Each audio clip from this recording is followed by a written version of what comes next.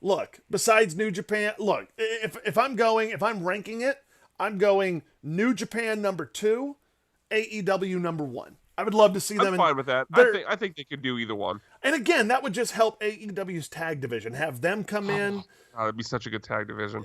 right? All right, next, your number 1 free agent BMAC. This should be no surprise to anybody. Three, two, one. Rusev. Rusev. Yes, I mean it is Rusev Day after all, and Rusev from Rusev Day could be nowhere on this list except for number one.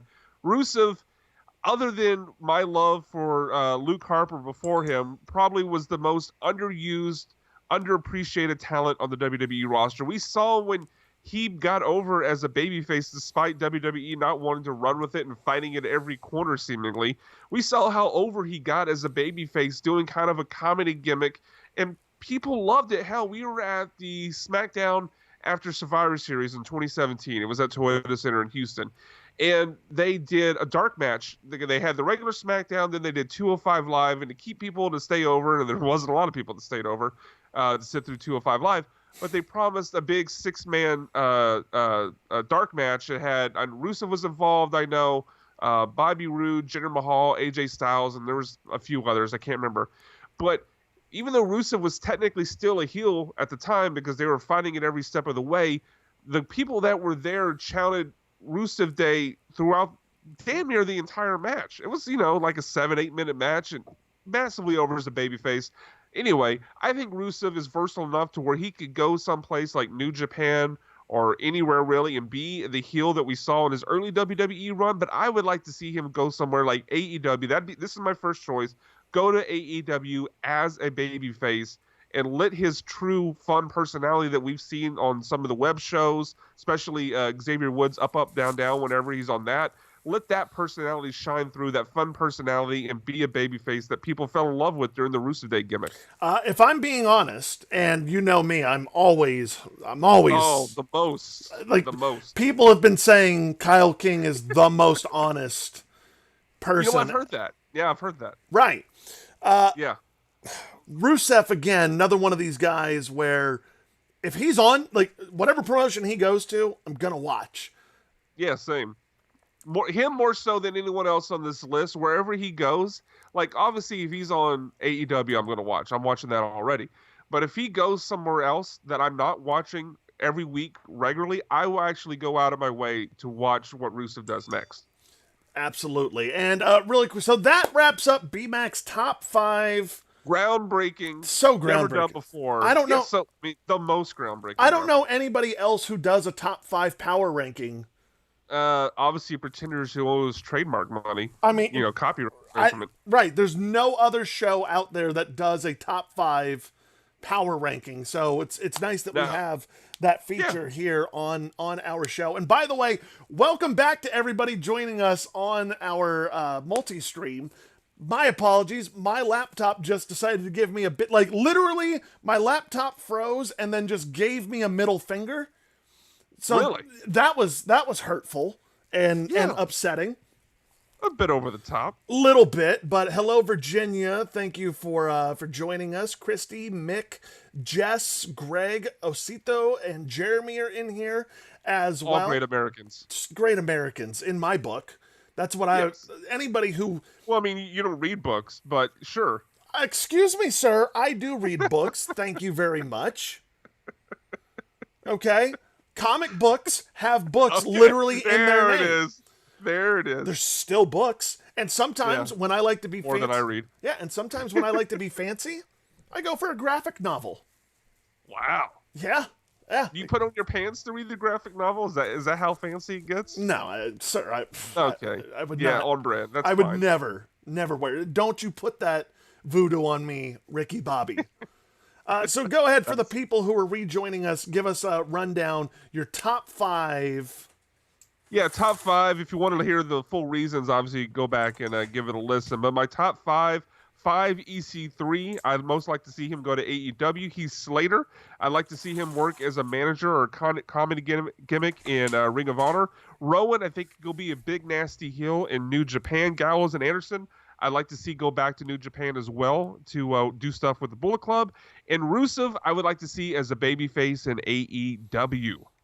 I would also like to see Heath Slater make it to AEW. And he doesn't have to be there every single week. He could be like a Jeff Cobb, like come in every now and then. Right.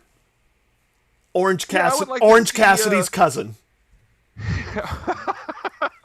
You know what? I like that. I like them having some sort of background. Those two together could be comedy gold. I like that. Right? I think that would be a lot of fun of just, Orange Cassidy having a cousin, and it's Heath freaking Slater. All you have to say is the words Orange Cassidy, I'm on board. There are a few people I'm a bigger mark for than Orange Cassidy right now. Well, you know what? Speaking of being a mark, can I want to like something really quick? Yeah, go ahead, man. And this might be quick. I want to like Superbad Kip Sabian. Okay. Explain it. I think he's got first of all, I think he's got a cool look. I think he's got a really cool entrance theme as well. I love Penelope Ford. Okay? Yeah, I mean, yeah. Big Penelope Ford fan Obviously. right over here. Penelope Ford is also pretty damn good when it comes to in-ring work and stuff. But she's also... she pulls off the Hurricanrana pretty well. Absolutely. So, I'm a big Penelope Ford fan. I haven't seen enough of them yet. What do you think of this comparison? The comparison, could they be AEW's version of Andrade and Zelina Vega? 100%. Yeah, 100%. That's what I could see that from them. The kind of the good-looking pair. They're kind of cocky, arrogant heels. I think they could pull that off. I agree, and I would love to see that. But like I said, I haven't gotten to see a lot of them before this pandemic took over, and now that it has, so look, it's hard right now. You should get to see a lot of them right now because apparently they're obviously filming multiple episodes at a time. And the current group doesn't include people like Nyla Rose, the Young Bucks, MJF. So the people like you saw this week on Dynamite, you're probably going to see them all again next week. So we'll what? See. I'm perfectly fine it could with work out for it could work out for those people. Sean Spears also one of those people. We've seen him back-to-back weeks on Dynamite. Before we barely seen him at all. So. It could actually work in the favor of some of the people that are able to work shows right now. Yep, and I've got a quick what's the odds for you, BMAC, because, again, you don't watch BTE despite me telling you that you really should. It's literally... It's just because I don't value your opinion. That's all. Well, that we have in common, my friend. But on this latest episode of Being the Elite, the Young Bucks it was... pretty much all Young Bucks, because they're looking forward to BTE 200, at which point Matt and Nick Jackson will be facing each other in singles competition, Brian. So my question to you is, what are the odds that Matt and or Nick both reach for a tag during their singles bout? I don't think they're going to just do it by like muscle memory, but as a gimmick, as a bit, I will say 90% they will do that at some point. Well, here, let me do this. I think that's the elephant in the room, I mean, I think they have to kind of make a joke of, we're usually tagging each other in. So, yeah, I think they'll do something with that. Look, a part of me would be very disappointed if one of them or both of them didn't try to hot tag somebody in a corner. Okay. Exactly. Yeah. But do the slow, like they're both doing a slow crawl to opposite corners and leap out and dive and hit the turnbuckle, but nobody's there. Right. But I would actually be really, really happy if they didn't. Like, I don't need them to make a joke about it. I appreciate it because I get, because again, BTE is actually a very fun, poking fun at the business kind of show. Yeah, I mean, obviously they're killing the business. Let me ask you. I mean, of the two of us, obviously you're the bigger Young Bucks fan. Tell me, is this something as a big Young Bucks fan that you've wanted to see these two guys wrestle? Because as a much more casual fan of them, this is not something I've been aching to see. I like the idea that the brothers don't wrestle. Yes and no. I'm gonna have to qualify it because I was thinking about that as well. I mean, yes, huge Young Buck fan, as everybody who listens to this show knows I am. Yes and no. I think that there is always a time for brothers to have that, especially tag teams. I mean, look, we saw it with Dustin and Cody. Yeah, of course. we've seen it throughout the years. It's been done. This one, at first, I wasn't really that excited, but then again, I fell back on I'm glad they're doing something. You know, like, would I love this to be like a storyline and being built to and have a big dramatic conclusion? Yes, obviously. But in the time of Corona, you do what you gotta do, and I'm happy for that. So, yes, I want to see it. I wish I could see it in a different capacity, but I'm still going to watch this. I watch BTE every week. Course. So I'm going to watch it. I'm going to enjoy it. And I'm going to, I'm not going to, as I haven't been, my whole thing during this is I have not been criticizing or critiquing wrestling. Yeah, no. And you stay true to that, even though you did pretty much co-sign a criticism of mine last week, but you've stayed true to the brand so far. Yeah, look. You can't ignore what's going on. You still have eyes, pal. Correct, absolutely, and ears. Well, I have to listen to you. New segment time, BMAC. New segment. This is a new segment that I just thought of today as I was wrapping up AEW Dynamite from last night. It's a new segment we like to call I Really Miss This. And in this segment, just bring up things that you miss about wrestling from pre-corona. And as I was watching AEW Dynamite last night, I really miss Justin Roberts. Yeah, I saw that on your list, and look, I don't dislike him, but he's not an announcer that adds anything. Look, we started off the show with the graphic of the passing of Howard Finkel, and the Fink was someone who did add something to the product for me. As one of the voices of my childhood, along with Jim Ross and a few others, I thought the way Fink delivered those ring announcements added something to the presentation. And I hate to use this phrase, but in this case, it's absolutely true. When Howard Finkel was calling a match, it had, are you ready for it, a big fight feel. Look, and Justin Roberts has never done that for me. Like, I mean, a few other, like both of the Buffer brothers do, Michael and Bruce Buffer. Those guys add a lot to the show. I can't remember the guy's name off the top of my head, but there was a ring announcer for boxing on Showtime. Classy Jim. Anyway, I don't want to try to remember that right now, but those people added something to it for me.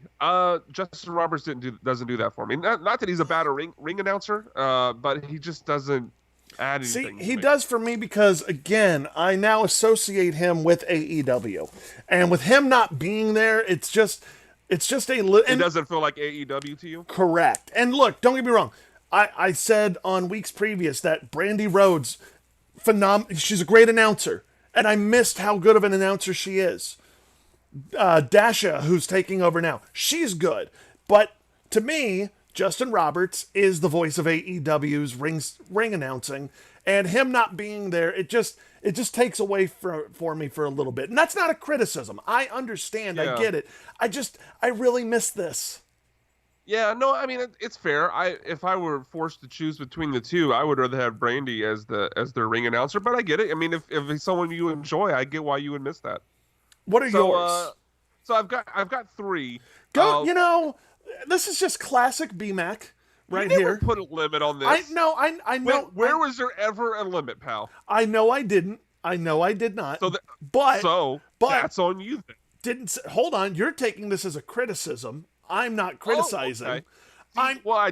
I do jump to that because most of the time it is a criticism. Oh, trust me, if I'm going to criticize you, I'm going to criticize you. But this is just classic BMAC. I come up with a new segment and I'm like, you know what? I'm just going to put this one thing in there.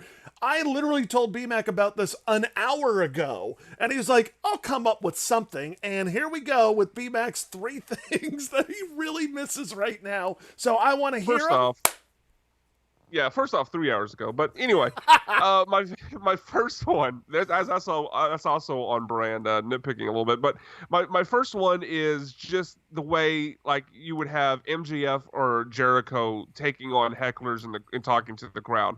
those guys, I mean, MJF forever made it a part of his ring entrance, where he, on the way to the ring, he would just insult various members in the audience. Unfortunately, when the TV show went live, they kind of took away from that by putting that part in picture. But, and then you'd see parts like the most recent one that comes to mind where Jericho's in the ring and he's got like a clipboard and someone starts yelling out about the list and he just eviscerates whoever the fan was. Same thing when people start doing the "We the People" chant for Jake Hager and he's like, "Oh, that's a dead gimmick for a dead brand or something."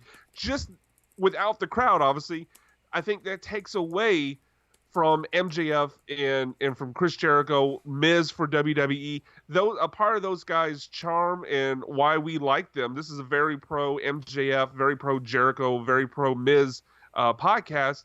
Part of why we like them is their ability to handle hecklers and their interaction with the crowd. So obviously right now that's completely gone. The next two are kind of Mania related.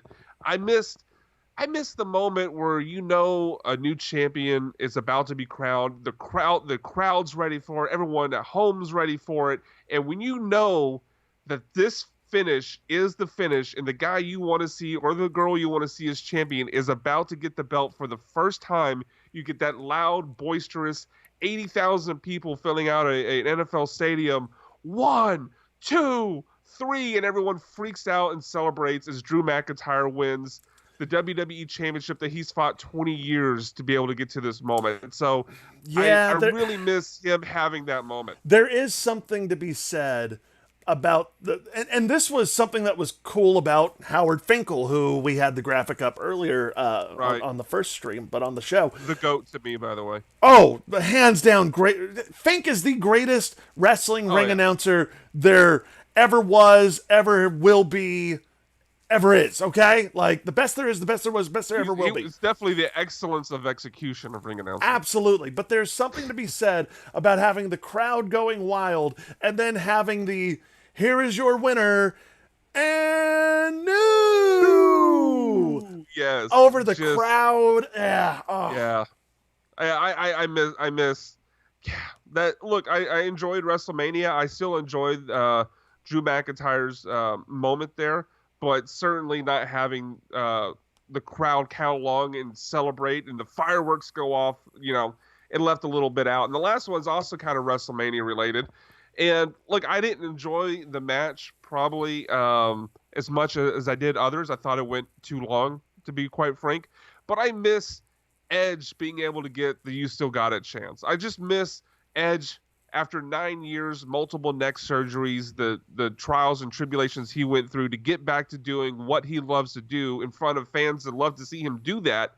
I miss in the biggest moment and show of the year, Edge doesn't get that moment of the fans giving him that reaction. I know we got it with the Royal Rumble. You and I were there. There's a video online of me sounding like Paul Bearer freaking out. But I just miss that Edge didn't get to have the chance of the "You Still Got It" chance and just the freak out and the reaction to him being in that match at WrestleMania and getting the win over Randy Orton. Yeah, definitely. There's a lot of stuff that would have enhanced WrestleMania, but you know what? Let's go ahead and be instead of missing things and longing for them, let's just bury the hell out of some stuff. Hell yeah. This is a segment for those of you who are watching or listening for the first time. This is where BMAC and I just find things that we don't like. And, it could be about anything. Look, I didn't make this specifically all about wrestling. I said it just be anything that's going on. It's our golden shovels of the week. So, BMAC, I will let you take it away, my friend. So you mentioned Penelope Ford earlier in the podcast and how good she is at doing work, especially the Hurricane Rana. Mm-hmm. And I just always find this funny.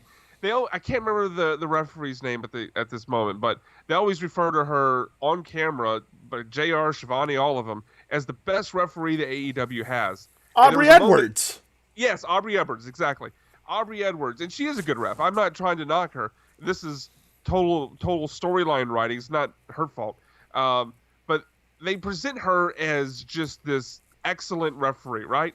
And yet we see this all the time in AEW where Penelope Ford, while she's being distracted by Kip Sabian, Penelope Ford, literally 5 feet away from her, jumps in the ring and pulls off a Hurricane Rana on, I'm forgetting the person Kip was wrestling, but pulls off a Hurricane Rana and helps Kip Sabian get the win.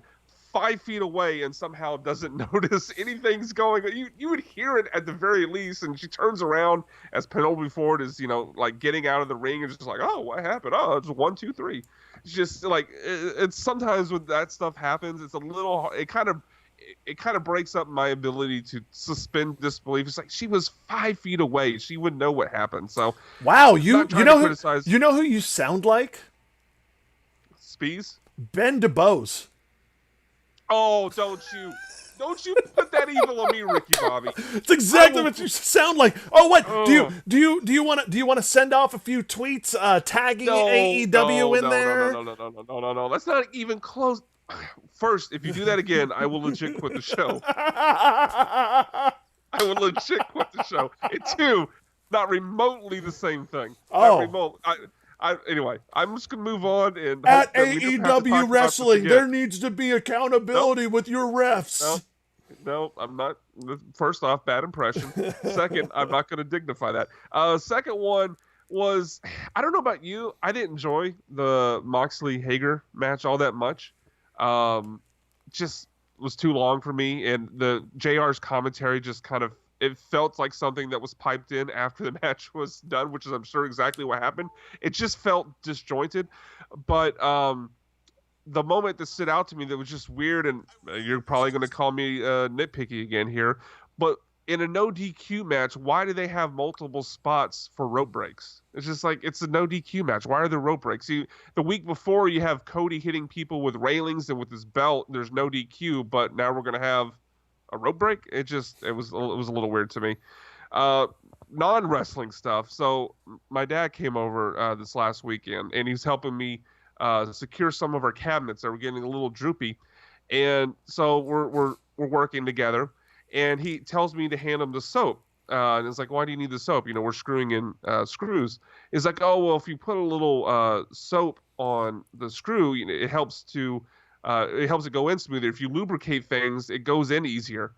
And I immediately thought, are we not doing phrasing anymore, guys? I immediately thought, well, that's the title of your sex tape. But then right before I said, it's like, he's not going to get the reference. I need Kyle here to appreciate the humor in this. So golden shovel to my father, not knowing the bit title of your sex tape from Brooklyn Nine-Nine. Yeah, he's got to watch more Brooklyn Nine-Nine. Yeah. So last 2 things. One of them might be a little personal for you. But last 2 things quickly. Since Monday, I've been working as a shopper for Shipped. And just, make money while, the radio business is going under. Really quick, before you jump into everything, man, sure. I love Favor, and I love Shipped and Instacart. I love you guys, man. Like, you guys know where everything is in the store. You know how to get in and out. You know the people that are there. You guys are always friendly. It's awesome. You guys also help keep people out of the store, and that goes back to you guys knowing the store. Like, I can't tell you how many times as I'm working at HEB, day in and day out, I just see people meandering. And look, they may be looking for something, or whatever it may be. I mean, some of that because things are out of stock. So like, oh, is it maybe on this aisle because it wasn't here? So correct. But you guys get in and out because you guys also know that the more deliveries you do, the more we're on the clock. Yeah, the more you get paid and everything. So I cannot advocate 100%. I cannot advocate for delivery services enough. And again, it also limits the people who come into our stores, which helps protect us, the partners, and everybody else who's working in there. So the partners, listen to you. All official speak. Hey, that's what we're called as partners. Thank you very much. So huge. They used to call you all superstars like WWE. I do. I mean, well, of course you do. Of course, that's very on brand for the Weekend Legend. But anyway, huge shout out to all of you delivery guys doing grocery delivery. Huge shout out to y'all. So please, I'm sure I won't regret saying that. Go ahead. You set me up, but I'm still going to go through with it. You're not going to bully me into taking away this opinion, but I'm actually not there yet. What I'm going to bury at the moment. On Ship, there are many different types of jobs you could take. Some where you actually go shop it and deliver it. Some where you only pick up an order that's already been placed and put together by I think Kroger calls it click it, or they all have their different words for it, but where you pick up an order that's already put together and you drop it off, right? So over these last 3.5 days, I've done a total of like 24 orders total. Like 6 of them have been delivery only. All 6, not a single person gave me a tip. Not a single person. And look, I get it. Ooh. I'm doing less work. I get it. I don't expect, like, some orders where I've had really big ones have tipped me $20. Title of your sex tape. Very good. Thank you for getting that, Chuck, in that reference. But so I don't expect a $20 tip on something where I'm only going to pick it up and dropping it off. There is definitely a sliding scale based upon the work you're having to do. But you would still tip the pizza delivery guy. You would still tip the guy from Uber Eats or Grubhub. You would, at least a couple bucks, like just inside, peek behind the curtain. For those delivery onlys, I get paid $8. They obviously don't know this, but throw in $2, it gets me up to 10 and made it worth my time. So just if you're getting some sort of delivery service, whether it's something like what I'm doing with Shipt, whether it's a pizza delivery, whether it's Grubhub, regardless, at least give a couple bucks. At least give the 15%. You don't have to go crazy, but you know what? People like me are risking getting sick so you can stay home.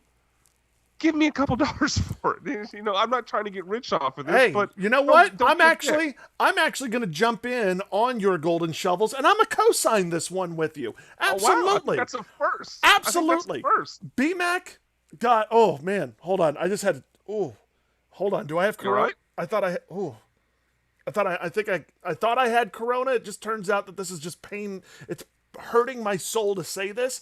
I absolutely 100% agree with you, BMAC. You are doing an essential service. You are keeping somebody from leaving their house. You are helping them. I don't care if you're, first off, you're only getting one item and sending a Shipt or favor driver out there, you're a Karen, all right?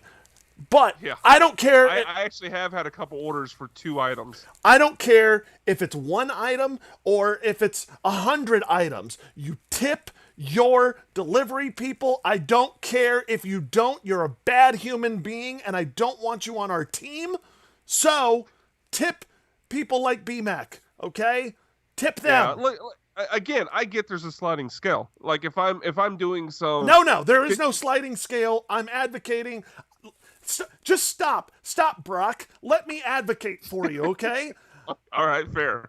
You tip, ladies and gentlemen, you tip your delivery drivers no matter what. I don't care what you order, you tip them, all right? You tip them. Anyway, let's get to your last one, BMAC. You know what? Out of a show of solidarity, I won't name the company that this happened at. I'm just going to say cashiers in general without naming a specific company, but here's why I'm bearing some of the grocery store cashiers.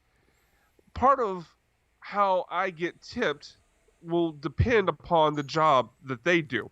And by that, I mean the way things are bagged, if they're bagged in an orderly way, and if their product gets to their house not damaged, right? I mean, if I deliver something that's damaged or is all over the place, you got hot with cold, and the temperature's off, they're not going to tip me as much. They're going to put that blame on me, not the person who bagged or ran it through the cash register. And so where I take issue with some of the cash registers, and not all of it is their fault, but sometimes, and I get grocery stores are busier than ever.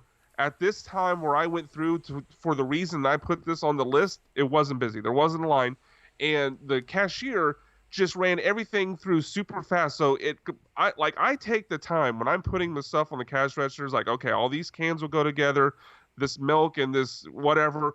I'll group it together so it takes all the guesswork on how it should be bagged. This group goes in this bag together. This group I do all the work for the cashier and for the bagger because they got a lot of stuff going on and they shouldn't have to guess how I want it bagged, right? So I do that. And then the way they run it through is so fast, even though there wasn't a line, that the bagger can't keep up. It's not his fault. It's the cashier's fault. And so everything gets mixed together to where there's no particular order for anything as to how things will be bagged. So now you have that problem. Things aren't bagged together properly. And then not only that, but they're running together so fast. I had a problem the other day when I decided to put this on the list that they're running so fast together that the items are being crushed up against each other as more items are coming down the conveyor belt. It's running into the other items that are up against that little backstop, if you will, and actually like crashing into each other and piling up on top and damaging the product, which then affects the tips that I get because I then have to deliver those damaged products. Well, I thought you weren't getting the customer. tips. Well, no, those are the ones I haven't gotten tips on, or the delivery only. These are shop and delivers. Well, here, man, I got a solution to your problem. Stop going to Walmart. I'm just saying, knock it off. You know what? It wasn't at Walmart, but I will stick with my show of solidarity and not name the company that it happened at. Yeah, you better not. That's all. That's just where I'm going with it, because I will quickly advocate against you. All right, look, I have loyalties. I have loyalties. You have loyalties? Yes. Somewhere. Okay, right. Somewhere. Okay. I'll find them eventually. I'll confirm that with your wife. Oh, okay. Thank you. I would appreciate that. All right, it's time for my golden shovels, which are always better. Mine are always better. But unlike BMAC, people have said your golden shovels are kind of boring. People have said that. No, that's fake news. Okay? That's what be nice. I don't make it be up. Nice. I'm just speaking for the people. See, this is why you used to work for a radio company. Now you work for bagging or like delivery cart driving. Okay. We both used to work for a radio station, pal. I still do. Oh, okay. I forgot you're counting the Maverick station. Anyway, why wouldn't I? They're still a radio station. Jesus, I didn't work for Maverick. I assume we were talking about the same place we both used to work for. But let's move on to your shovels. College Station, get bodied by BMAC. Oh my God. Oh, I will totally body College Station. I'm gonna go ahead in my golden shovels. I don't put wrestling in there right now because I understand they're in a difficult position. So here are my golden shovels for the week. I'm going to lead off with what we're all thinking, coronavirus. I'm tired of it. It's really affecting life around here. It's affecting morale, and I'm really tired of it, okay? The next thing I'm going to go... Very inconsiderate of it still being around. Yeah, for real. I was told that it would just magically go away in April when it gets warmer. I was told that, and it hasn't. Can I quickly go into a bonus shovel? Quickly. 30 seconds. I'll tell it because it wasn't yours. I was at Kroger the other day, and while I was waiting to be checked out, I had to hear I had to hear your uncle on Facebook. Everyone's uncle. They're all the same. I had to hear your uncle from Facebook talk about how coronavirus was a planned out scheme from the Democrats to steal the election. Hey, the poor cashier behind me was having to listen to this uncle from Facebook tell him this conspiracy theory, and I just I lost so much. I not that I could have less faith in humanity, but I lost a little that day. Yeah, I don't blame you whatsoever. Anyway, my next golden shovel is closing the store. I actually had to close the other night, and the shoppers, the Karens that are in there at closing time. I mean, dude, starting with 20 minutes. Can I guess what happened? Go for it. As someone who's closed at a retail location like GameStop, I'm guessing people came in a ridiculous amount of time, like too close to closing, like 5 minutes before closing, and still expected to take their sweet-ass time shopping the entire store like they normally would. Yes, sir. And then as you're over the intercom going, ladies and gentlemen, we have 20 minutes before we're closing. Please wrap up your shopping and go to the front. They're still just in the aisles like, do I need... No rush, no urgency. Do I need ketchup or catsup? Ketchup, catsup. You guys have Clorox wipes, right? Where are they? Right. Where's your toilet paper? Do you have any in the back? So as you're doing that, they just take their sweet old time. Then finally it's like, okay, you have 30 seconds before we close. Please get to the front. And they're just still back there going, let me check the eggs, make sure that they're all perfect and intact. Oops, that one looks a little cracked, so I'm going to put this back and start all over with a half dozen eggs. Or with a dozen and a half. I feel your pain there. I've experienced similar people at GameStop before. Yep. The next thing I'm going to bury is Karen at Chipotle. My wife and I eat out once a week. Like, that's just our thing, is we eat once a week. And this week we just chose Chipotle. That was yesterday. And Karen, oh boy, was he ever at Chipotle, just giving people a hard time. And it's like, dude, really? Like, you see that the mobile drive-thru is literally wrapped around the small-ass building that they're in. There's like 10 of us in here. There's 6 people behind that counter who are doing nothing but working on orders. They're not sitting on their phone and diddly-daddling around. They're literally cooking and preparing your food. And you have the nerve, you have the gall, Karen, to go up there and get an attitude. Go get bent. What was her problem? Do you remember? His problem was just that his order wasn't being done. Oh, it wasn't done in the time that he deemed to be appropriate amount of time? Correct. He wanted his order done before everybody's. Yeah. Mind you, there was like 3 of us waiting there longer.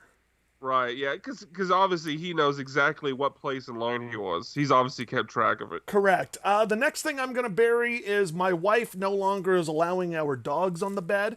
And look, that's not a bad thing. That's actually really... I actually support your wife on that. Well, hold on. I do too.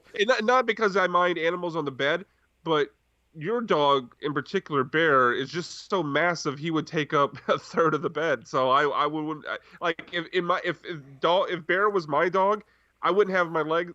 Well, actually, you're actually about probably a half inch taller than me. How would you have room to stretch out? I don't know. Do you guys have a king size bed? I don't know what size bed you're on, but I would just assume you wouldn't have this. Yeah, I just assume you wouldn't have room if that big of a dog was on there with you. Yeah. So. The dogs also like to pretty much sleep on my wife. So it's really her who I'm perfectly fine on my side. But they do. We have 2 dogs, okay? They both like to sleep up here. She has actually made them not get on here anymore. And I'm all fine with that. I'm good with it. It's actually been nice just having her and I in bed together and not having to fight dogs for supremacy of the bed. However, it's a pain in the ass trying to teach them they're no longer allowed on the bed that they've been allowed on their entire life.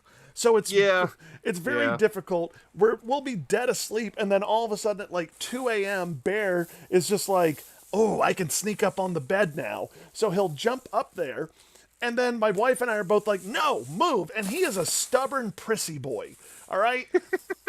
Is he a Karen? Oh, Bear is such a Karen. Such a Karen, man.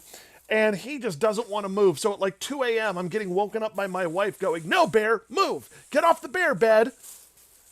It's frustrating, and I miss sleep. And finally, my last golden shovel of the podcast is 3, 2, 1. Birds. There it is, on brand. So the reason I'm burying birds this week, 3 weeks in a row, the reason birds are getting buried this week. Unprecedented, I would say. For one man to have a 3-week feud with all of birds. So yesterday, one of the jobs that I was doing was sanitizing carts for our customers. So our cart bank is outside. And sure. I don't know if those of you who live here in the greater Houston area got to take advantage of the just immaculate day that we had yesterday. It was a lovely day. Oh, like the high was 68, the sun was out. Perfect. Absolutely perfect. Dude, I literally volunteered for cart duty because it was such a beautiful day. So yeah, I don't blame you. As I'm out there spraying carts down, we are outside.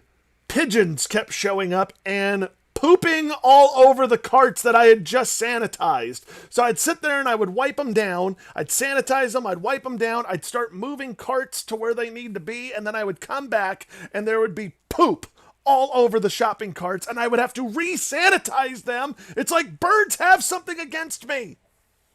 Probably because they found out you've been fighting their brethren. I'm gonna guess. I don't know what communication's like in the bird community among bird species, but I'm guessing the word has gone out on bird Twitter that Kyle King is an enemy of birds, and now you are being attacked. My follow up question though to you, I mean, I've been to 4 different HEBs this week doing the ship stuff, and all of those HEBs, the carts are outside, but it's under a like a covering, like there's a like an awning, so to speak. So I mean, are they flying up and landing on it and pooping on it? Because I wouldn't think they'd just be flying overhead and dropping. Well, yeah. There's stuff that they can perch on. Okay. I just didn't know the setup of your store. Yep, so that's it. All right, so now that we've gotten the anger sharks out of the way, and we are now going to start swimming in the sea of tranquility, and it's time to end the show because, boy, have we been going for a long time. We're at an hour and 15 minutes right now. Oh, yeah. No, I've actually got a delivery I got to do in about 40 minutes, so we do need to wrap this up. All right, so let's do the things that we love from wrestling this week very quickly, BMAC. Go. Well, I only have watched from this last week AEW just because I've been working like 11, 12 hours days doing ship. So this is all from AEW from last night as we're recording this Thursday. My first one was just the entire experience of Orange Cassidy ringside. He was ringside with Chucky T during that match against Superbad Kip Fabian. Sexy Chucky T. Exactly, sexy Chucky T. But it started off there was a part where obviously Penelope Ford is threatening and beating up Chucky T while the referee is being distracted. And on the other side of the ring, Orange Cassidy acts like he's going to kick Kip Sabian as he comes over to that side of the ring, but he actually just slowly raises his leg up and gently sets it down on the apron as his kick. And his attention to detail on all the different aspects of every movement he does fits his sloth style, from the way he walks. When he walks out before that, he walks out to ringside with sexy Chucky T, and people were putting out their fists for hand bumps, but he just kind of dead fishes his hand with his fingers extended and bumps their hands that way instead of doing an actual fist pump. And then so later on in the match, it's time for the babyface to make their comeback, and the crowd is just kind of clapping and slamming their hands into the mat and whatnot. And so, Orange Cassidy does his thing along with, kind of doing the mat slam to fire up Chucky T, but he's off rhythm. He's slower than everybody else, just completely on brand. And the cherry on top of the Orange Cassidy Sunday was towards the very end, where right after Penelope Ford tried to, as Shivani say, use her womanly wiles to distract Chucky T, Orange Cassidy got up on the apron and started doing sexy poses to distract Kip Sabian, and I damn near lost it. Orange Cassidy is a national treasure, and he'll probably be in the 2 things I love from wrestling each and every week. My next one, and my only other one, was the Bubbly Bunch bit that they showed on AEW for the Inner Circle, in 2 parts in particular.